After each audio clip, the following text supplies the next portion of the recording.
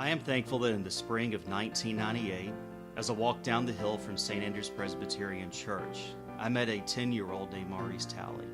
I knew Maurice from the Preston Taylor Metro Park Center, where I'd spent the previous school year hanging with kids and helping with their homework. Now I had found a location, St. Andrew's Presbyterian's Fellowship Hall, and I had volunteers coming for the summer. I needed to register children.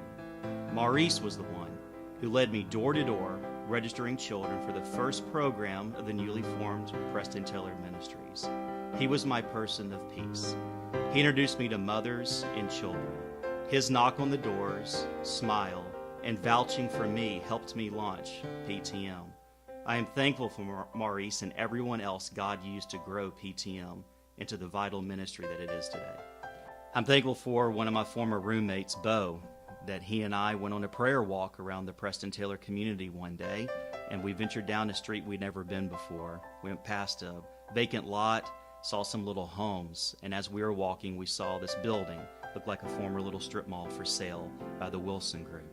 Well, Bo and I laid hands on that building, and we asked God that he would give that building to Preston Taylor Ministries, and he answered that prayer, yes.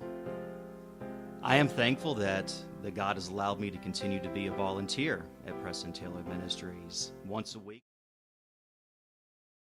One of my favorite events every year at PTM is the Calvin House Senior Banquet, where seniors are honored and celebrated for high school graduation, and volunteer staff and students gather to celebrate them. I think this event gives the clearest picture of the many people that are involved in each student's lives throughout their journey at PTM.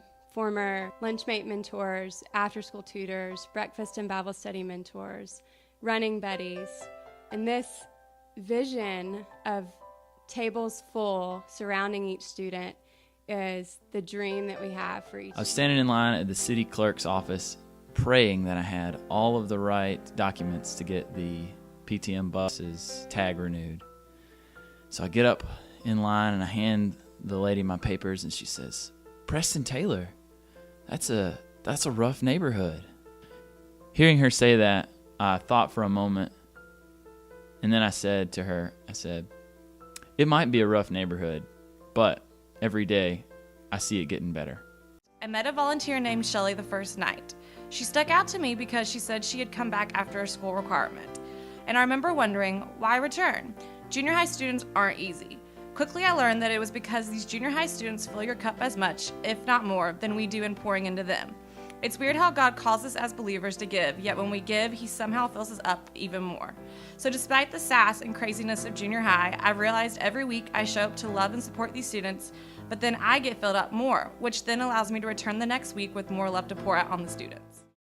So I encourage people that whatever the Lord has given you, gifts, life experiences, money, give those to others, and then this cool thing will happen. God will give you so much more.